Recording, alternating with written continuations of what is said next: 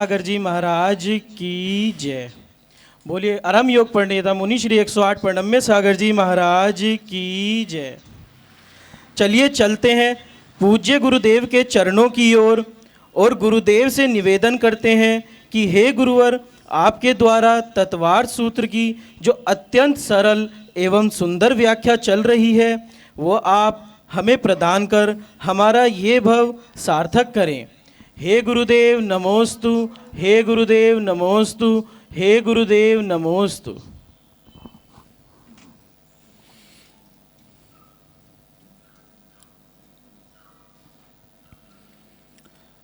मोक्षमार्गस्य नेतारं भेत्तारं कर्मभूव्रतां ज्ञातारं विश्वतत्त्वानां वन्दे तद्गुणलब्धये। तत्वार्थ सूत्र ग्रंथराज में अष्टम अध्याय के माध्यम से बंध तत्व का वर्णन करते हुए ज्ञानावरण कर्म के बंध का जो प्रकृतियां हैं उनका वर्णन करने के बाद दर्शनावरण कर्म भी एक आवरण के रूप में आत्मा के अंदर विद्यमान होता है और उस दर्शनावरण कर्म की भी अनेक कर्म प्रकृतियां हैं, उनके भी मूल और उत्तर भेद हैं। उन्हीं को बताने के लिए कि जो दर्शनावरणी कर्म पिछले सूत्रों में 9 प्रकार का कहा था, वो 9 प्रकार कौन से हैं, उनके 9 भेद बताते हुए यह सूत्र नंबर 7 आगे आता है। चक्षु रचक्षु रवधि केवलानां निद्रा निद्रा निद्रा प्रचला प्रचला प्रचला स्त्यान ग्रद्धयश्च। यहाँ पर चक्षु रचक्षु अवधि और केवल, इन चारों को एक विभक्ति के साथ जोड़ा गया और इनको दर्शनावरण कर्म की प्रकृतियों के रूप में यहाँ पर इन 4 दर्शनावरण कर्मों को बताया गया। तो सबसे पहले यहाँ बताया जा रहा है चक्षु दर्शनावरण, दूसरे नंबर पर अचक्षु दर्शनावरण, तीसरे नंबर पर अवधि दर्शनावरण और चौथे नंबर पर केवल दर्शनावरण। ये 4 दर्शनावरणी कर्मों के बारे में पहले यहाँ बताया गया है। जिस तरह से ज्ञानावरणी कर्म हमारे ज्ञान को प्रतिबंधित करता है, रोकता है, वैसे ही दर्शनावरणी कर्म हमारे आत्मा के दर्शन स्वभाव को, जिसके माध्यम से हमें वस्तु का एक सामान्य रूप से अवलोकन होता है, उसको प्रतिबंधित करने का, रोकने का काम यह दर्शनावरणी कर्म किया करता है। अनेक प्रकार के इन दर्शनावरणी कर्मों में चक्षु दर्शनावरणी कर्म है, जो चक्षु इंद्री के द्वारा होने वाले अवलोकन को ही प्रतिबंधित करने के काम में आता है। या तो जीव के अंदर वह चक्षु इंद्री को उत्पन्न ही ना होने दे, और अगर चक्षु इंद्रिय है तो उसको भी उसके काम में न आने दे। यह कार्य भी इस चक्षु दर्शनावरणी कर्म के माध्यम से होता है। तो यह चक्षु दर्शनावरणी कर्म 1 इंद्रिय, 2 इंद्रिय, 3 इंद्रिय, इन जीवों में तो नियम से पाया ही जाता है। 4 इंद्रिय जीवों से चक्षु की प्राप्ति हो जाती है, 5 इंद्रिय जीवों में भी चक्षु होता है, लेकिन अगर वह जीव अपनी उस चक्षु इंद्री का उपयोग नहीं कर पा रहा हो, कोई रोग के कारण से अंधता हो सकती है या जन्म से भी अंधता हो सकती है, तो इन सब दिक्कतों के कारण से भी जब वो वस्तु को नहीं देख पाता, सामान्य अवलोकन भी उसके लिए नहीं होता, तो इसमें भी बाधक यह चक्षु दर्शनावरणी कर्म का तीव्र उदय ही कहलाता है। यह चक्षु दर्शनावरणी कर्म के उदय में जीव के लिए जो वस्तु चक्षु के माध्यम से देखने में आती है, चक्षु इंद्री का प्रयोग करते हुए जब हम वस्तु का ज्ञान करते हैं तो ज्ञान से पहले जो हमारे अंदर एक दर्शन की प्रवृत्ति चलती है, वह दर्शन जो वस्तु के सामान्य का अवलोकन करता है, सामान्य धर्म को जानने वाला होता है। ज्ञान हमेशा विशेष को जानता है और दर्शन हमेशा सामान्य को जानता है। यह दर्शन और ज्ञान के बीच का जो संबंध है, यह बहुत ही दार्शनिक है और यह जैन दर्शन के अनुसार जो आचार्यों ने बताया है उसको समझने के लिए जो हम सामान्य से लौकिक व्यवहार में दर्शन कहते हैं वो दर्शन अलग चीज़ है, और जो दर्शन यहाँ बताया जा रहा है वो थोड़ा सा सैद्धांतिक रूप से अलग है। क्योंकि सामान्य से तो हम कहते हैं जब हमने चक्षु इंद्री के द्वारा किसी भी पदार्थ को देखा तो हम बोलते हैं हमने दर्शन किया, हमने देख लिया, पदार्थ को हमने चक्षु इंद्री से देखा। लेकिन यहाँ पर आचार्य कहते हैं कि जो पदार्थ हम देखते हैं या जानते हैं, वह पदार्थ जानने में आने से पहले जो हमारे लिए एक सामान्य को दिखाता है, सामान्य का अवलोकन कराता है, उसका नाम चक्षु दर्शन कहलाता है। दर्शन की परिभाषा जब जब आपके सामने आए, आपको यही बात ध्यान में रखनी है कि जो पदार्थ को सामान्य रूप से देखे, सामान्य रूप से जिसका अवलोकन हो, जिस सामान्यता में हम कह सकते हैं कि ना तो उस पदार्थ की कोई जाति हमें समझ में आए, ना उसके कोई गुण समझ में आए, ना उसका कोई क्रियाधर्म हमें समझ में आए, उसका नाम है सामान्य। तो वह सामान्य का अवलोकन जब होता है तो उस अवलोकन के लिए भी चक्षु दर्शनावरणी कर्म का या अचक्षु दर्शनावरणी कर्म का अपने अपने ज्ञान से पहले एक सामान्य रूप से क्षयोपशम की आवश्यकता होती है। तो जब चक्षु दर्शनावरणी कर्म की बात आएगी तो उसकी परिभाषा इस तरह से आपको समझनी होगी कि जो नेत्र इंद्रिय है, उस नेत्र इंद्रिय से होने वाले ज्ञान से पहले जो हमें वस्तु का सामान्य प्रतिभास होता है उसका नाम चक्षु दर्शन है, और उस चक्षु दर्शन को जो न होने दे उसका नाम चक्षु दर्शनावरणी कर्म है। समझ में आ रहा? पहले हमें क्या समझना पड़ेगा? चक्षु दर्शन में सामान्य का अवलोकन, और उसको जो बाधित करे, प्रतिबंधित करे, उसका नाम है चक्षु दर्शनावरण। तो जिन जीवों में नेत्र इंद्रिय के माध्यम से पदार्थ को जानने के लिए जब प्रवृत्ति होती है तो उस प्रवृत्ति में पदार्थ को पहले जानने से पहले एक सामान्य रूप से पदार्थ का ग्रहण किया जाता है। उस सामान्य में उस वस्तु का कुछ भी विशेष नहीं आएगा ग्रहण करने में, सामान्य ही ग्रहण करने में आएगा। अब वो सामान्य किमात्मक होता है, तो आचार्य कहते हैं जिसमें उसकी कोई विशेषता ना आए वस्तु की। चाहे आप किसी व्यक्ति को देखें या किसी पदार्थ को देखें, उसकी अगर आपको कोई भी विशेषता ग्रहण करने में आ गई तो समझना कि आपका ज्ञान काम कर गया। और जो दर्शन काम करता है वो इतना सूक्ष्म रूप से काम करता है, इतना फास्ट काम करता है कि वो आपकी पकड़ में नहीं आता कि वो दर्शन का काम कब हो गया। तो दर्शन जो होता है वो ज्ञान से पहले होता है, और यह शर्त भी क्षयोपशमिक ज्ञान के साथ में है। तो जब ज्ञान से पहले दर्शन होगा तो उस दर्शन में केवल सामान्य ही प्रतिभास होगा, बस कुछ है, और उसमें उसकी किसी भी विशेषता को ध्यान में न रखते हुए जो ज्ञान हो रहा है, जो हमें देखने में आ रहा है, उसका नाम है दर्शन।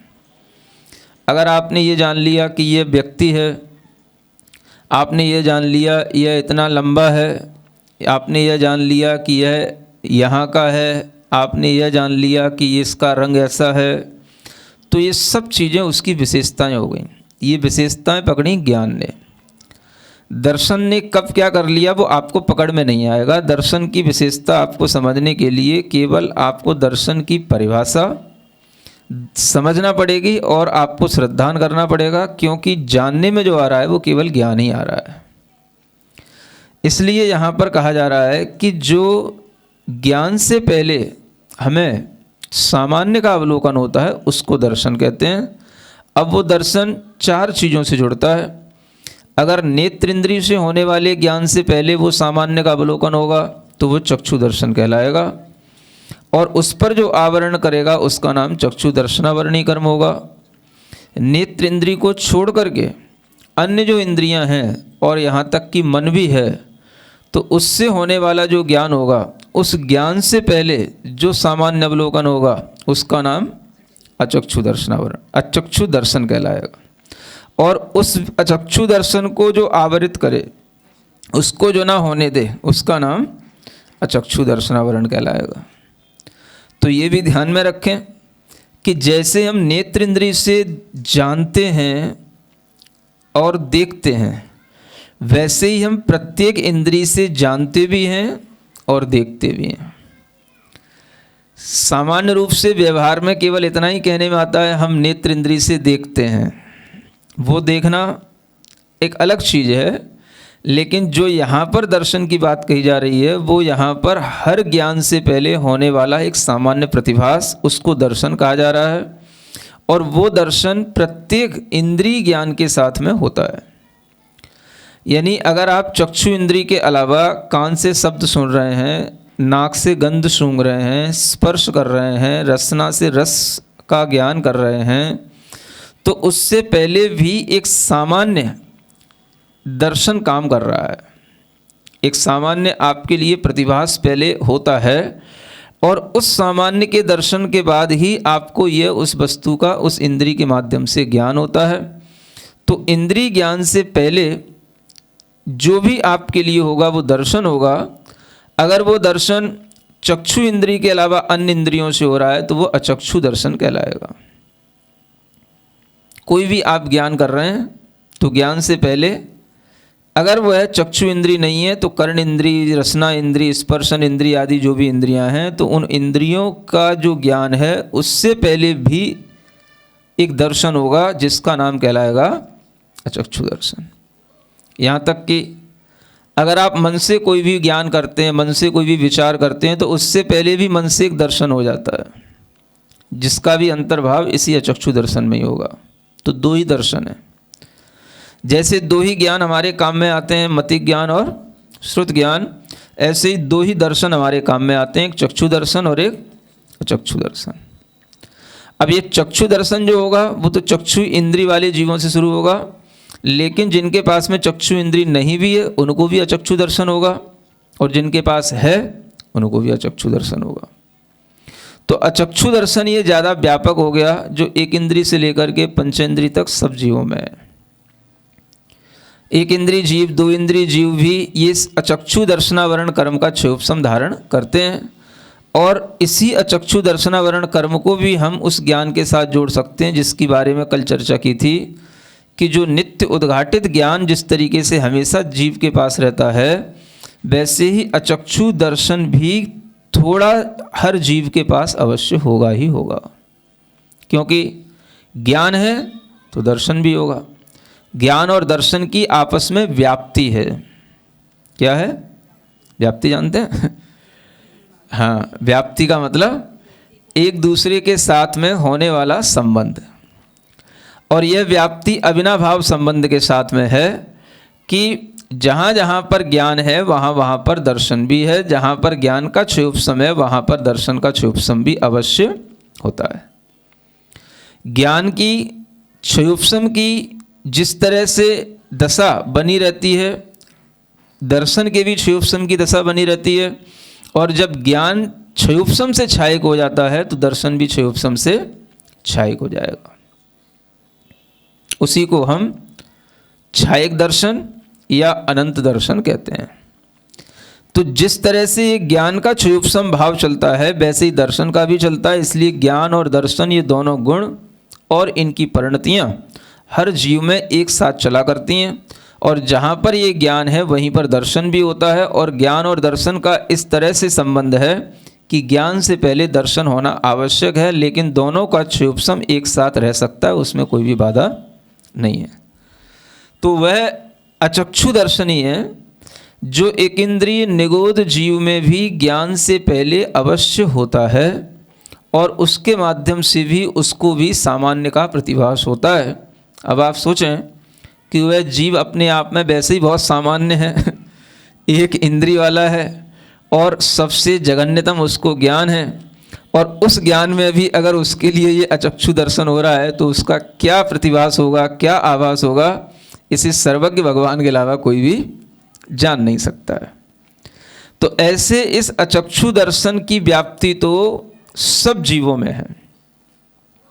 अचक्षु दर्शन के बिना कोई भी जीव संसार में नहीं होगा। तो अचक्षु दर्शन हमेशा हर जीव के अंदर अपने अपने क्षयोपम दशा के अनुसार रहेगा। किसी में कम क्षयोपम होगा, किसी में ज़्यादा होगा, और इसी अचक्षु दर्शन के क्षयोपम के कारण से जीव को उस अचक्षु के माध्यम से भी अपना ज्ञान हो जाता है, क्योंकि ज्ञान से पहले दर्शन आवश्यक है, दर्शन भी हो जाता है।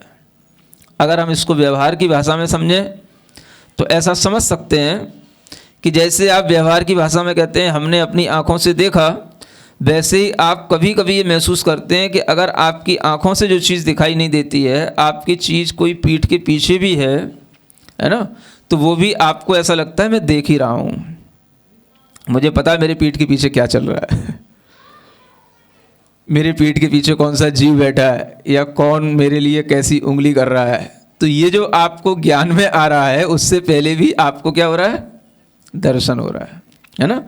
यह दर्शन ही आपके लिए अचक्षु दर्शन के रूप में जानना चाहिए। और इसी को आचार्य यहाँ कहते हैं कि यह सब अपने अपने क्षयोपम के अनुसार होता है, इसलिए ये सब आवरणीय कर्म हैं, दर्शन को आवरण करने वाले ये सभी कर्म हैं। तो चक्षु दर्शन और अचक्षु दर्शन, और उसी तरीके से है अवधि दर्शन। ये कब होगा, जब जीव में अवधि ज्ञान होगा। अवधि ज्ञान से पहले जो उसके लिए पुद्गल पदार्थ का, रूपी पदार्थ का एक सामान्य प्रतिभास होगा, वह उसको अवधि दर्शन के माध्यम से होगा। और वह जब तक नहीं हो रहा है तब तक उसके लिए जो आवरणीय कर्म है उसका नाम है अवधि दर्शनावरणीय कर्म। और फिर जो है केवल दर्शन आता है। केवल दर्शन का मतलब जो केवल ज्ञान के साथ में होने वाला दर्शन होता है। जब ये क्षयोपम ज्ञान के साथ में दर्शन होगा तब तो ज्ञान से पहले दर्शन होगा, और जब ज्ञान की क्षयिक दशा आ जाएगी, जब केवल ज्ञान के साथ होगा तो दर्शन फिर उसके साथ कहलाएगा, आगे पीछे नहीं होगा। तो केवली भगवान सभी पदार्थों को प्रत्यक्ष रूप से हर समय पर एक साथ देखते भी हैं, सामान्य रूप से भी और विशेष रूप से जानते भी हैं। तो ये सामान्य और विशेष का जो ज्ञान है, यह एक साथ होने का ये परिणमन केवल केवली भगवान में होता है। बाकी क्षयोपम दशा में ये आगे पीछे चलता है। इसलिए यहाँ पर जो 4 प्रकार का ये आवरणीय कर्म बताया जा रहा है, उसमें आपको मनः पर्यय नाम का कोई आवरणीय कर्म नहीं बताया गया है ना। माने आप ये जान के रखें कि जो दर्शन होता है वो दर्शन ज्ञान से पहले होता है, लेकिन वो ज्ञान और दर्शन की जो आपस में व्याप्ति है वह व्याप्ति इन्हीं दर्शनों के साथ में है। चक्षु दर्शन, अचक्षु दर्शन, अवधि दर्शन और केवल दर्शन। अब आप कहें कि मतिक ज्ञान का भी कोई दर्शन है कि नहीं, श्रुत ज्ञान का कोई दर्शन है कि नहीं, या मनः पर्यय ज्ञान का तो दर्शन इसमें स्पष्ट रूप से है ही नहीं। तो मनः पर्यय ज्ञान से पहले दर्शन नहीं होता। मनः पर्यय ज्ञान से पहले भी एक ज्ञान होता है जिसको ईहा मतिक ज्ञान कहा गया है। वो मनः पर्यय ज्ञान ईहा मतिक ज्ञान पूर्वक होगा, इच्छा पैदा होगी, वह मतिक ज्ञान की परिणति होगी, जिसके माध्यम से वो जानेगा कि मैं इसके मन की बात को जानूं। तो ज्ञान से पहले वहाँ पर दर्शन की आवश्यकता नहीं है, वहाँ पर ज्ञान से पहले ईहा मतिक ज्ञान की आवश्यकता है। और जो भी मतिक ज्ञान, श्रुत ज्ञान से पहले होने वाले ये दर्शन है वो ये चक्षु दर्शन और अचक्षु दर्शन ही है। इसलिए ज्ञान तो 5 प्रकार के हैं, लेकिन दर्शन 4 प्रकार के हैं। इन दर्शनावरणीय कर्मों के माध्यम से आत्मा के अंदर उसकी जो संचेतना है, स्व संवेदन का एक भाव है, वह सारा का सारा लुप्त हो जाता है। और इन्हीं दर्शनावरण कर्मों के कारण से जीव पदार्थ को जानने में भी असमर्थ हो जाता है। इसलिए यह दर्शनावरणीय कर्म कहे जाते हैं। और इन्हीं दर्शनावर्णी कर्मों में ये 4 भेद होने के बाद में 5 एक निद्राओं का उल्लेख अलग से और किया गया है। ये 5 क्या हैं? ये निद्राएं हैं। ये तो 4 जो कर्म हैं ये तो दर्शनावर्णी कर्म के रूप में कहे गए, ये भी दर्शनावर्णी कर्म हैं, लेकिन ये निद्रा के साथ में है, ये निद्रा रूप में है, इसलिए इनको अलग विभक्ति के साथ में लिखा गया। ये 5 प्रकार की निद्राएं हैं जिनसे भी यह जीव अपनी चेतना का कुछ भी आभास नहीं कर पाता। यूँ कहें स्व संवेदन नहीं हो पाता कि मैं हूँ भी कि नहीं हूँ। बना तो रहता है लेकिन जैसा जागृति पूर्वक उसको स्व संवेदन होना चाहिए वैसा संवेदन इन निद्राओं में नहीं होता। इसलिए इन निद्राओं के माध्यम से जीव के अंदर एक अचेतन सी अवस्था आ जाती है। तो आचार्य कहते हैं निद्रा जीव को अचेतन बना देती है, चेतन होते हुए भी क्या कर देती है? अचेतन। निद्रा, निद्रा, निद्रा का मतलब प्राकृत में निद्रा है ना। मूलाचार ग्रंथ में गाथा आती है, उसमें लिखा हुआ है निद्रा जीवम अचेरणम कुणदी। जीव को जो है निद्रा अचेतन कर देती है। तो अचेतन होने पर क्या होता है? उसे यह स्व का आभास सा नहीं रहता कि मैं कहाँ हूँ, बस निद्रा का काम होता है। और ये भी दर्शनावर्णी कर्म ही है, इसलिए उसमें किसी भी तरह की जो आत्मा का दर्शन स्वभाव है, ज्ञान स्वभाव है, उसको नहीं रहने देता और उसको बिल्कुल ही लुप्त सा कर देता है। तो ऐसी निद्राओं के यहाँ 5 भेद बताए गए हैं। एक तो है निद्रा दर्शनावर्णी कर्म। तो ये निद्रा में सामान्य निद्रा है जो सब लोगों के लिए अवश्य रूप से आती है, और जो भी शरीर की थकान है, दिन भर का परिश्रम है, इंद्रियों के लिए आराम मिलना है, शरीर को भी जो है अपना आराम देने के लिए ये निद्रा आवश्यक होती है। इस निद्रा के उदय में जीव क्या करता है? सो भी लेता है और बहुत जल्दी जग भी लेता है। इस निद्रा के उदय में जीव, जैसे कि आपने देखा हो कुत्ते की नींद देखी है? अच्छी नींद, जागृत नींद जो है कुत्ते की मानी जाती है। व्यक्ति सो भी रहा हो और सोते सोते अगर थोड़ी सी भी आहट मिले और जग जाए, है ना, श्वान निद्रा बोली जाती है। खास तौर से कहा जाता है जो पढ़ने वाले लोग हैं, विद्यार्थी हैं, उनकी निद्रा श्वान निद्रा होनी चाहिए। तो यह निद्रा जो इस रूप में रहे कि किसी भी तरह की आहट मिलने पर वह बहुत जल्दी जग जाए, या जगने के बाद में वो अपने आप को बिल्कुल स्वस्थ महसूस करे और फिर उसे निद्रा की बार में आवश्यकता ना पड़े, तो वह भी निद्रा सामान्य निद्रा ही कहलाती है। ये निद्रा तो आवश्यक हो जाती है। अब दूसरी जो निद्रा है वो निद्रा निद्रा कहलाती है। ये क्या हो गया? ये निद्रा के ऊपर भी एक और निद्रा हो गई, माने निद्रा डबल हो गई, निद्रा का भार बढ़ गया। अब जब निद्रा का भार बढ़ जाएगा तो भार आपकी आंखों पे भी बढ़ जाएगा, सिर पे भी बढ़ जाएगा। तो इस निद्रा निद्रा में ऐसा लगता है जैसे आंखों में किसी ने बालू डाल दी हो, जैसे बालू चली जाए तो आंखें फिर खुलती नहीं है। तो ऐसे ही निद्रा निद्रा के भार में आंखें खुलती नहीं, और सिर पे जैसे किसी ने पत्थर रख दिया हो ऐसा सिर भारी होता है। तो वह या तो आंखें खोल नहीं पाता, और खोल लेगा तो तुरंत बंद कर लेगा, और बंद करके तुरंत फिर बहुत गहरी नींद में चला जाएगा, और फिर ऐसी गहरी नींद में चला जाएगा कि वह कहीं भी पड़ा पड़ा खर्राटे लेने लगेगा। खर्राटे जानते हो? सभी जानते हैं। ये खर्राटे के आते हैं, ये निद्रा निद्रा के उदय में आते हैं। और निद्रा निद्रा के उदय में व्यक्ति चलते चलते भी कहीं पर भी खड़ा हो जाए, खड़े खड़े कहीं पर भी बैठ जाए, बैठे बैठे कहीं पर भी लेट जाए, लेटे लेटे कहीं पर भी खर्राटे लेने लग जाए।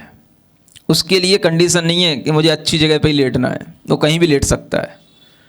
इस निद्रा निद्रा के उदय में वह पेड़ के ऊपर भी सो सकता है, कहीं ऊबड़ खाबड़ कोई भी जमीन हो, गड्ढा हो, कहीं पर भी सो सकता है, और कहीं पर भी उसको गर्मी सर्दी में कहीं पर भी लिटा दो, बस जैसे ही लेटा और शुरू हो गया वो। तो ये क्या कहलाता है? ये निद्रा निद्रा कहलाती है। इसमें उसके अंदर होश नहीं रहता, ज्ञान नहीं रहता कि हमारे आसपास क्या चल रहा है। बहुत गाढ़ नींद का नाम है निद्रा निद्रा।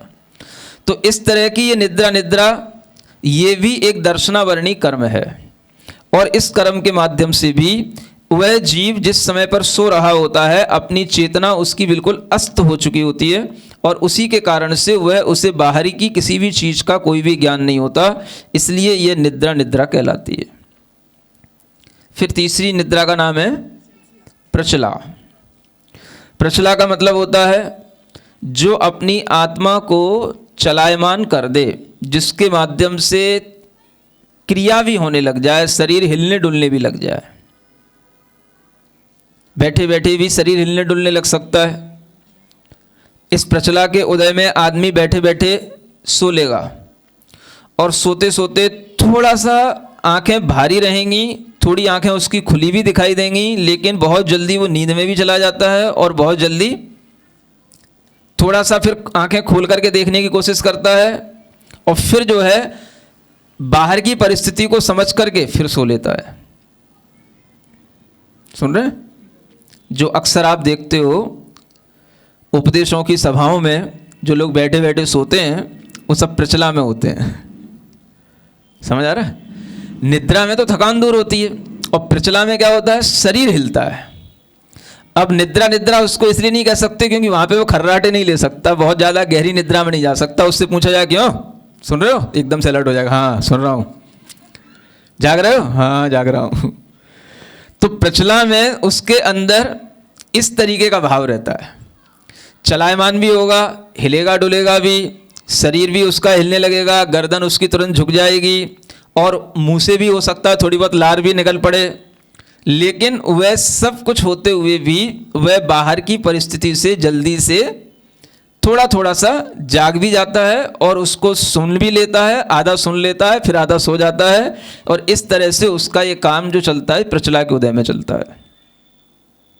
तो ये निद्रा निद्रा अलग टाइप की हो गई और प्रचला जो होती है ये थोड़ी अलग टाइप की है। और फिर इससे भी बड़ी चीज आ जाती है प्रचला प्रचला। इसमें क्या होता है, अब ये डबल प्रचला हो गई। पहले तो थोड़ा सा चल रहा था, अब तो ये बहुत ज़्यादा चलने लग जाता है। तो चलने का मतलब यह है कुछ ऐसी भी निद्राएं होती हैं, है ना, कभी आपने देखा हो, मैंने भी देखा है कि मतलब इतनी डेंजरस निद्राएं होती हैं कि आदमी अगर यहाँ पर बैठ जाए तो यहाँ पर सो जाए और वह सोते सोते भी चलता चलता वहाँ से वहाँ पहुँच जाए। मतलब इतना खतरनाक है वो निद्रा, ये प्रचला प्रचला भी, कि इसमें आदमी चलता है सोते हुए। ये इतना आत्मा को चलायमान कर देती है, उसे पता नहीं रहता है कि वह कितना घूम रहा है। उसका शरीर बहुत घूमेगा, गर्दन उसकी घूमती रहेगी। वह बिल्कुल जो है जैसे कि उसके ऊपर कोई भूत लग गया हो, वो भूत की तरह बिल्कुल घूमता है। जैसे कोई भूत लग जाता है तो फिर उसको भूत जैसे कोई घुमाता है, उसे पता नहीं होता है। ऐसे ये प्रचला प्रचला का ये भूत एक तरह का है जो उदय में आने पर उसको बिल्कुल निश्चेष्ट तो कर ही देता है, लेकिन उसकी संवेदना इतनी भी चली जाती है, उसे यही पता नहीं रहता है कि हम कहाँ सोए थे और कहाँ अब जब उसकी प्रचला प्रचला खुलेगी तो उसे पता नहीं होगा कि हम कहाँ से कहाँ पहुँच गए। वो घूमता है, लेटा लेटा भी कहीं से कहीं तक पहुँच जाता है। तो ये बहुत खतरनाक निद्रा है और इस निद्रा में भी बहुत सारी घटनाएं हो सकती हैं, क्योंकि जब उसे पता ही नहीं है कि वो घूमते घूमते कहाँ पहुँच गया। इसमें भी उसके अंदर ये लार टपकने वाली प्रक्रिया रहेगी और उसको जो है किसी भी तरीके से उसकी निद्रा को अगर हटाया भी जाएगा तो वो थोड़ी सी निद्रा में नहीं हटेगा। मतलब कि अगर उसको थोड़ा सा हिलाया जाए, हल्का सा उसको बताया जाए तो हल्के से में कुछ नहीं होएगा। उसको तोड़ने के लिए बड़ा मतलब पुरुषार्थ करना पड़ेगा और उसके लिए भी स्वयं में भी उसकी वो निद्रा तब टूटेगी जब इसका भी जब उदय है तो वो कुछ देर तक चलता है। जब वो देर हल्की हो जाएगी, वो टाइम पूरा हो जाएगा, तभी उसकी आंखें खुलेंगी। है कुंभकर्ण की नींद। अब ये तो पता नहीं आप लोगों ने कहाँ से सुन रखी है, सुनी तो हमने भी है, लेकिन इस तरह से कुंभकर्ण की नींद को भी हम प्रचला प्रचला नहीं कह सकते हैं, है ना, क्योंकि प्रचला प्रचला में व्यक्ति के लिए घूमना हो रहा है, वो कहीं से कहीं तक पहुंच रहा है, वो एक अलग ही उसके अंदर चलायपना आ रहा है, चलायमानपना आ रहा है। लेकिन वो निद्रा निद्रा कहलाएगी जिसमें व्यक्ति बहुत ज़्यादा सोता है, नींद के बाद भी उसको नींद आती है तो उसे निद्रा निद्रा बोलते हैं। लंबे समय तक सोना, खर्राटे लेकर के सोना, ये निद्रा निद्रा में आता है। तो प्रचला प्रचला की स्थिति अलग तरीके की, ये खतरनाक है। निद्रा निद्रा फिर भी जीव के लिए राहत देगी, ये जो है जीव को नुकसान भी पहुंचाती है। तो ये प्रचला प्रचला के बाद में इससे भी ज़्यादा खतरनाक निद्रा है जिसका नाम है स्त्यान ग्रद्धि। क्या है? स्त्यान ग्रद्धि। स्त्यान का मतलब होता है कि ये जैसे सोते सोते ही स्वप्न में भी इसके अंदर एक इतना रौद्रपने का कार्य हो जाता है, साहस आ जाता है कि वह व्यक्ति कहीं पर भी सोते हुए ही चला जा सकता है और चलते चलते हुए कहीं जैसे नदी के किनारे पहुंच जाए, पर्वत के स्थान पर पहुंच जाए, वो पर्वत को लांघ सकता है, नदी को क्रॉस कर सकता है। सोते समय उसके अंदर इतनी ताकत आ जाती है, जब तक सोता रहेगा तब तक उसके अंदर इस तरीके की शक्ति बनी रहेगी। और जहां उसकी ये निद्रा टूट गई वहीं पर वह उसी समय पर वहीं पर ढेर हो जाएगा। वो अगर मान लो कहीं पर्वत पर चढ़ रहा हो और उसकी निद्रा टूट जाए तो फिर नहीं चढ़ पाएगा, फिर गिर पड़ेगा तो नीचे पड़ेगा। नदी में तैर रहा हो, जा रहा हो, डूब जाएगा। जब तक निद्रा का उदय है वो कुछ भी कर सकता है। बड़े बड़े रौद्र कर्म भी इसमें कर दिए जाते हैं और इसमें किसी का वह मर्डर करके भी आ सकता है, किसी के लिए कहीं से कहीं तक नुकसान भी पहुंचा करके आ सकता है, अपने घर के भी लोगों को करके आ सकता है, दूसरे कहीं दूर दराज भी जा करके लौट करके आ सकता है, उसे पता नहीं होगा। मान लो पानी में गया, भीग गया, उसे पता नहीं है। जब वो सो करके उठेगा, वो घटना करके आ गया, किसी का मर्डर करके आ गया, लौट करके अपने बिस्तर पे आकर के पड़ा है, सो गया, और फिर जब उसकी नींद खुली तब वो देखेगा कि मेरे सब कपड़े गीले क्यों हैं। उसे खुद नहीं पता होगा मेरे कपड़े गीले क्यों हैं, वो कहाँ क्या करके आ गया। दूसरी जगह पर वीडियो कैमरे लगे होंगे, वो कैच कर लेंगे कि ये व्यक्ति यहाँ आया था, लेकिन उसे खुद नहीं मालूम कि मैं यहाँ कहाँ गया था। तो ऐसी भी घटनाएं होती हैं और ये घटनाएं भी कई तरीके से विदेशों में भी हुई हैं और इनके पीछे भी सर्च की गई है और इसको भी वैज्ञानिकों ने स्वीकार किया है कि हाँ, ऐसा भी नींद में होने वाला कार्य होता है। तो ये स्त्यान ग्रद्धि का कार्य है, यह भी सबसे बड़ी निद्रा है और इस तरह की जो तीव्र निद्रा है ये बहुत ज़्यादा नुकसान पहुंचाने वाली है। व्यक्ति के अंदर पाप कराने की सामर्थ्य, रौद्र कर्म कराने की सामर्थ्य इस निद्रा में है और इस निद्रा के माध्यम से व्यक्ति दूर दूर तक जाकर के भी कहीं पर भी अपने को खतरे में डाल सकता है और किसी के लिए भी खतरा बन सकता है। ये इतनी खतरनाक निद्रा है, उसे कुछ पता नहीं है जब वो सो रहा होता है, लेकिन वह सब काम करके आ जाएगा और उसके बावजूद जब उसकी निद्रा खुलेगी तब भी उसको पता नहीं होगा कि हम कहाँ से आए, हमारे साथ क्या हो गया। तो ये देखो कर्म के उदय। आप कहते हो हम भीतर से सावधान हैं, आप कहते हो हम अपनी दवाइयों से सब काम कर लेंगे, आप क्या क्या कर लोगे? जब आत्मा के अंदर इस तरह के तीव्र कर्म के उदय होते हैं तो कोई भी डॉक्टर भी इनके किसी भी तरीके के इलाज भी संभव नहीं करा पाता और किसी भी डॉक्टर के पास में इन चीज़ों के इलाज भी नहीं होते हैं। ये सिर्फ घटनाएं हैं, सब मूक दर्शक बने रहते हैं।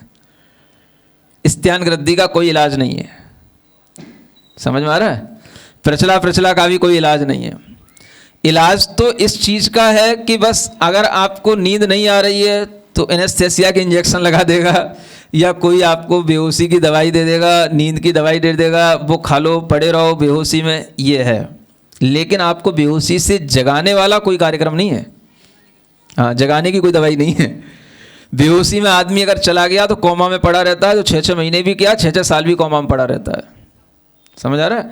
तो उसको कोमा से निकालने वाला कुछ भी नहीं है। सिर्फ भीतर से कर्म का उदय हल्का हो तभी उसके अंदर चेतना आएगी और जब चेतना आएगी तब उसके शरीर में कोई एक्टिविटी होगी, तभी वो कुछ अपना काम कर पाएगा। तो देखो इन कर्मों में भी ये सब कर्म जो हैं इनमें भी हम ये देखते रहें कि ज्ञानावरण कर्म, दर्शनावरण कर्म, ये कर्म हमें नहीं दिखाई दे रहे हैं, लेकिन इनके जो कार्य दिखाई दे रहे हैं उन कार्यों को देख करके हम इसका एक भीतर से विश्वास बनाएं और इसके अनुमान ज्ञान के साथ में इन कर्मों के अस्तित्व को ज्यों का त्यों स्वीकार करें जैसा यहाँ बताया जा रहा है। क्योंकि कोई भी कार्य होता है तो बिना कारण के नहीं होता है। कारण की जानकारी आपको जिस तरह से यहाँ दी जा रही है वैसे आपको दुनिया के किसी भी विज्ञान के द्वारा नहीं मिल सकती है। तो कारण जो होता है वो हमारे कर्म का उदय होता है, और उस कर्म के उदय में ये अलग अलग तरीके की निद्राओं का ये विभाजन जो यहाँ पर वैज्ञानिक तरीके से आचार्यों ने किया है, यह आजकल के वैज्ञानिक भी इस तरह से विभाजन नहीं कर सकते हैं। बस वो उनके यहाँ तो बस एक स्लीपिंग और ज़्यादा हो गई तो डीप स्लीपिंग, बस समझ आ रहा है, इससे ज़्यादा कुछ नहीं होता है।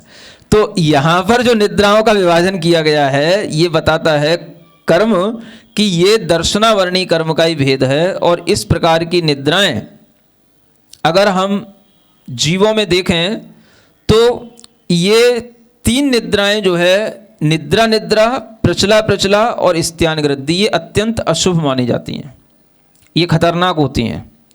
और ये वैसे तो सभी निद्राएं पाप कर्म के उदय की प्रकृतियां हैं, लेकिन ये विशेष रूप से हैं। आप कहोगे कि पाप कर्म के उदय में हमें सुख क्यों मिलता है,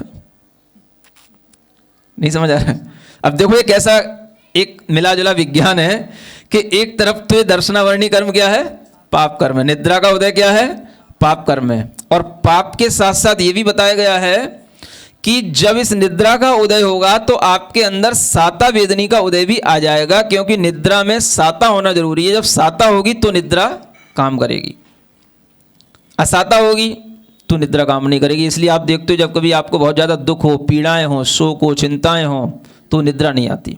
जब थोड़ी सी शांति हो जाए, दूर हो जाए, थोड़ा सा शोक चिंता दूर हो जाए तो निद्रा आती है। तो निद्रा में, निद्रा तो अपने आप में पाप कर्म के उदय वाली प्रकृति है, उसके साथ में साता वेदनी कर्म का उदय भी चल रहा है। और जब उन दोनों का योग मिलकर के जब निद्रा आती है तो उसके बाद में जो इंद्रियों को एक शिथिलता मिलती है या उससे जो रिलैक्सेशन होता है, उसके कारण से उसे जो सुख मिलता है उसको जो है सुख कहा जाता है। लेकिन वह सुख उसकी अपेक्षा से पाप है जो वास्तव में उस समय पर अगर देखा जाए तो आत्मा का कोई संवेदन नहीं है, आत्मा का कोई भी उसके लिए भान नहीं है, किसी भी तरीके से अपनी चेष्टाओं पर भी कंट्रोल पाने का उसके ऊपर कोई उपाय नहीं है। और इस तरह की प्रवृत्ति होने के कारण से वह पाप कर्म का उदय कहलाता है या पाप प्रकृति कही जाती है। लेकिन शरीर को थोड़ी देर के लिए उससे सुख मिलता है, इसलिए वो सुख रूप भी है। अब ये निद्रा और प्रचला ये दोनों तो हल्की हैं, इनमें तो चल जाता है काम। एक तो निद्रा तो आवश्यक है ही है, और प्रचला चलो कोई नहीं, थोड़ा बहुत बैठे बैठे भी सो लिए, खंबे से टिक के सो लिए, चल जाएगा, थोड़ा बहुत हिल लिए, थोड़ा बहुत झूम लिए, चल जाएगा। लेकिन निद्रा निद्रा, प्रचला प्रचला और स्त्यान गृद्धि ये अत्यंत अशुभ कही गई हैं। और ये ऐसी प्रकृतियां हैं कि आप देखोगे ये प्रकृतियों का उदय, अब आपको एक अच्छी सैद्धांतिक बात बता रहा हूं कि भोग भूमि के जीवों में इन प्रकृतियों का उदय नहीं होता। वहां पर भी मनुष्य होते हैं, उनमें नहीं होगा। और त्रियंशों में भी होता है ये निद्राओं का उदय।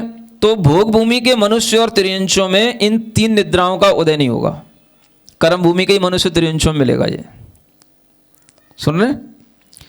जब कोई जीव अपनी पर्याप्तियां पूर्ण करता है तो इंद्रिय पर्याप्तियां पूर्ण होने के बाद ही निद्राओं का उदय आएगा।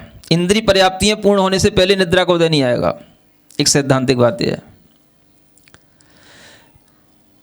जब कोई जीव आहारक रिद्धि बना रहा हो या वैक्रियक रिद्धि बना रहा हो तो उससे पूर्व में भी इन 3 निद्राओं का उदय नहीं होगा, क्योंकि रिद्धि बनाने से पहले, रिद्धियों के उत्थापन से पहले भी निद्राओं का उदय नहीं होना चाहिए। उन निद्राओं के उदय में रिद्धियां नहीं हो सकती हैं, इन रिद्धियों के शरीर नहीं बन सकते हैं, आहारक शरीर, वैक्रियक शरीर। और गुणस्थानों की अपेक्षा से देखें तो ये 6वें गुणस्थान तक इन निद्राओं का उदय होता है। 6वें गुणस्थान तक भी हो सकता है, समझ आ रहा है? 7वें गुणस्थान से निद्राओं का उदय नहीं होता, और 7वें गुणस्थान से ये तीनों निद्राएं अपने आप उदय विच्युति को प्राप्त हो जाती हैं। इन निद्राओं का उदय काल केवल 6वें गुणस्थान तक ही रहता है। तो ये निद्राओं की भीतरी एक सैद्धांतिक व्यवस्था है। उसके बाद में निद्रा प्रचला इन कर्मों का उदय तो रहेगा, लेकिन उनका कार्य नहीं दिखेगा, क्योंकि आगे के गुणस्थानों के कारण से उन जीवों में इतनी विशुद्धि रहती है कि वो निद्रा को भी जो है जीतने लग जाते हैं। और निद्रा को जीतने के बाद ही ध्यान शुरू होता है। ध्यान कब शुरू होगा? जब आप निद्रा जीत पाओगे। जिनको निद्रा जीतने में नहीं आती वो कभी ध्यान नहीं कर सकते। जब आप ध्यान में बैठोगे तो ध्यान नहीं होने के कारण से निद्रा का उदय आ जाएगा, और जब निद्रा का उदय होगा तो आपको फिर ध्यान नहीं होएगा। तो इसलिए ध्यान में सबसे ज़्यादा बाधक ही निद्रा है। इसलिए योगी लोग निद्रा को जीतते हैं। निद्रा को जीतने के लिए भी अनेक तरीके के उपाय होते हैं। तो उस निद्रा को जीतने के उपायों के माध्यम से ही आत्मा के अंदर जागृति बढ़ती है, ध्यान की शक्ति बढ़ती है, और तभी उस शक्ति के कारण से जो ऊपर अष्टम आदि गुण स्थानों में रहने वाले ध्यानी मुनि महाराज होते हैं, तो उनके लिए निद्रा का उदय तो चलता रहता है, लेकिन कोई भी जो है उस निद्रा के उदय में ध्यान बाधक नहीं होता, बल्कि ध्यान से वो निद्रा दबी रहती है। इस तरह की प्रक्रिया के माध्यम से ये ध्यान और निद्रा, इन दोनों में जो बाधाएं आ रही हैं, उसको जीतने के लिए आपको अपने दिमाग में ये बात रखनी होगी कि निद्रा का उदय ध्यान में हमेशा बाधक है। इसलिए आपने देखा होगा जो लोग ध्यान करने बैठने की कोशिश करते हैं उनको सबसे पहले निद्रा ढमकती है। ये दोनों विरोधी हैं। और अगर ध्यान करने आने लगा तो फिर आपको भीतर से एक अच्छी जागृति, भीतर से एक अच्छा सुखद अनुभव, भीतर से एक आपको बिल्कुल जो निरालस्य भाव से और स्वास्थ्य भाव की जो अनुभूति होगी वो आपको भीतर से होगी, निद्रा के अभाव में होगी। सुन रहे? बीच बीच में जो आप लोगों को क्या होते हो, उबासी बोलते हो? हाँ, जम्भाई आती है, उबासी आती है, ये सब भी हल्की हल्की निद्राओं के ही ये प्रतीक हैं। और इसके माध्यम से भी हम उस समय पर थोड़े से क्या होते हैं, मतलब निद्रा में ही लगने की कोशिश करते हैं, और हम उस उबासी को या जम्बाई को छोड़ कर के अगर हम जागृत होते हैं तो हम उसको जीत पाते हैं, और नहीं होते हैं तो उसमें हमारे लिए निद्रा का उदय आ सकता है। तो इस तरह से यह निद्रा जीव के अंदर की चेतना को बिल्कुल अस्त करने वाली है। इसलिए वास्तव में तो यह पाप कर्म की प्रकृतियां ही हैं। लोग जो इनको निद्राओं को जीतते हैं तो वो जीतने के कारण से ही वो उस पाप से बच करके ध्यान आदि शुभ कार्यों में लग पाते हैं। अन्यथा ये निद्राएं ध्यान आदि शुभ कार्यों में भी बाधक हैं। जिन्हें ज़्यादा निद्रा आती है उन्हें कोई भी काम करने में मन ही नहीं लगता है। आप देखना कुछ बच्चे हैं जो आजकल लॉकडाउन में घर में पड़े हुए हैं, पड़े रहते हैं, तो उन्हें निद्रा दिन भर सताती है, क्योंकि रात भर वो जो है मोबाइल में लगे रहते हैं, तो दिन भर जो है वो सोए पड़े रहते हैं। तो दिन भर उनसे कुछ भी काम करने की कहो वो कुछ काम नहीं करेंगे, क्योंकि निद्रा में कोई भी काम करने की इच्छा नहीं होती। अब जब अपना ही काम करने की इच्छा ना हो, घर का ही काम करने की इच्छा ना हो, तो फिर तो धर्म का काम तो बहुत बड़ी बात हो गई। उपदेश सुनना, प्रवचन समझना, पढ़ना, स्वाध्याय करना, या कोई भी पूजा आदि के लिए तैयार होना, सभी प्रकार के धर्म कार्यों में आलस्य ये निद्रा पैदा कर देती है। तो इसलिए ये दर्शनावरणी कर्म कहे गए हैं, जो वास्तव में पाप कर्म की प्रकृतियां हैं और ये आत्मा के लिए बाधक हैं। ये 9 कर्मों में 4 तो निद्रा, 5 निद्रा रूप हैं और 4 दर्शनावरणी कर्मों के रूप में, लेकिन हैं सभी दर्शनावरणी कर्म ही। इन 5 को निद्राओं के रूप में अलग से रखने के लिए यहाँ पर विभक्ति तोड़ करके अलग से लिखा गया है। ऐसे 9 प्रकार के दर्शनावरणी कर्मों का वर्णन पूर्ण हुआ।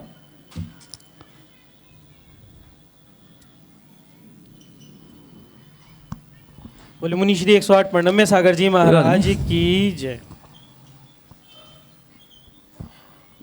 जिनवानी स्तुति के लिए खड़े हो जाएं। जिनवानी स्तुति के लिए खड़े हो जाएंगे।